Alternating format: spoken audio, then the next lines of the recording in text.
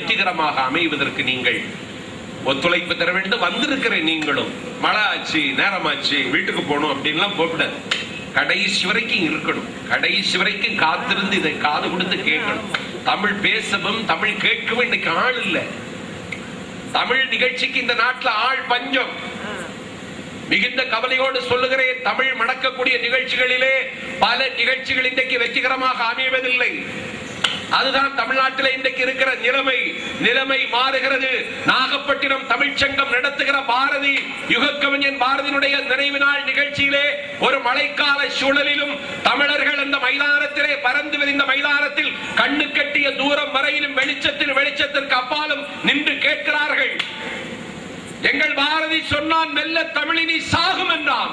இல்லை, சாக அனுமதிக்க மாட்டோம். நாகப்பட்டினத்தில் ஒரு 4000 பேர் தமிழை வாழ வைப்பதற்கு தயாராக இருக்கிறார்கள் என்பதை நிரூபிக்கிற வகையிலே நீங்கள் கடைசி வரைக்கும் காத்திருந்த இந்த பட்டிமன்றத்தை காது கொடுத்து கேட்டு கைதட்டி ஆரவாரித்து மகிழ்ந்து, பட்டிமன்றம் ரொம்ப உற்சாகமாக நான் ஸ்டாப் பட்டிமன்றம், எங்கேயும் நிற்காது, இடையின்றி மிக தொய்வில்லாமல் இந்த பட்டிமன்றத்தை வெற்றிகரமாக கொண்டு செல்வதற்கு வருகை தந்திருக்கிற உங்களினுடைய ஒத்துழைப்பையும் நான் எதிர்பார்த்து,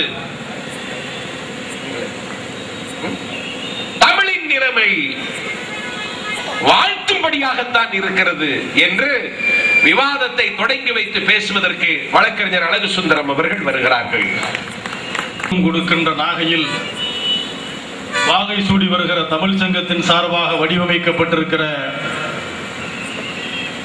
சின்னசாமிக்கு பிறந்த பெரியசாமி, லட்சுமிக்கு பிறந்த சரஸ்வதி, முண்டாசு கட்டிய பட்டாசு என்று தமிழ் கூறும் நல்லுலகம் தாளாட்டி மகிழ்கின்ற பாரதியின் நினைவு நாள் விழாவின் ஒரு பக்கமாக எழுச்சியும் உணர்ச்சியும் கைகொழுக்க நடைபெறுகிற இந்த பட்டிமன்ற நிகழ்ச்சியினுடைய தலைவர், நாகை தமிழ் சங்கத்தின் தலைவர்,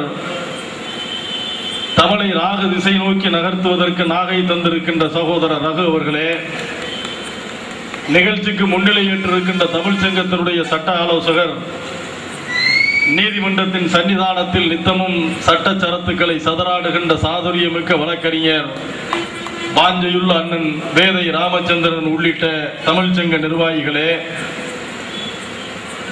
இந்த நிகழ்வினை வாழ்த்துவதற்காக மயிலாடுதுறையிலே இருந்து வருகை தந்திருக்கிற மூத்த வழக்கறிஞர், என்னை பார்க்கிற போதெல்லாம் பரிவுரை தருகின்ற பாராட்டுதலுக்கும் போற்றுதலுக்கும் உரிய மதிப்புமிக்க அண்ணன் மகாலிங்கம் அவர்களே, நாகை வருகை தந்த எங்களை அன்போடு வரவேற்று உபசரித்து இந்த அரங்கத்திற்கு அழைத்து வந்திருக்கிற அண்ணன் அபிராமி அவர்களே, தமிழ் சங்கத்தினுடைய தலை சார்ந்த நிர்வாகிகளே, வாழ்த்துறை வழங்கி அமர்ந்திருக்கக்கூடிய